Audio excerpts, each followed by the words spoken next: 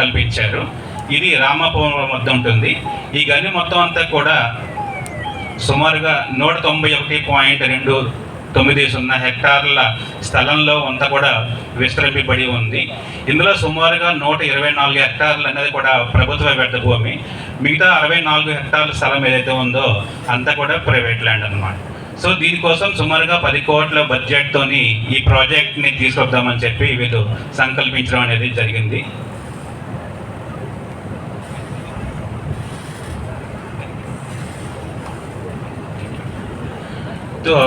దానికోసం అని చెప్పి వీళ్ళు భారత ప్రభుత్వం వారికి ఒక అప్లికేషన్ని పెట్టుకోవడం జరిగింది అనమాట.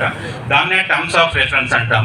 సో వాళ్ళు ఇచ్చిన గైడ్ లైన్స్ ప్రకారం ఇక్కడ మేము ఒక డ్రాఫ్ట్ పర్యావరణ అధ్యయన నివేదికను తయారు చేసి దానిని రాష్ట్ర కాలుష్య నియంత్రణ మండలి వారికి సబ్మిట్ చేయడం జరిగింది.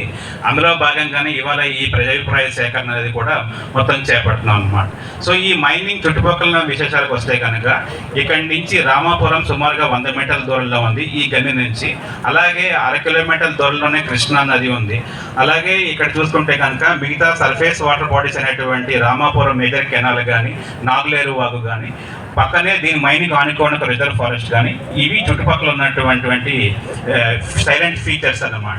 సో కాబట్టి ఈ మైనింగ్ చేసేటప్పుడు చుట్టుపక్కల గ్రామాల మీద కానీ లేకపోతే ఫారెస్ట్స్ మీద కానీ ఎటువంటి ఇంపాక్ట్స్ ఉంటాయి అనేది అధ్యయనం చేసి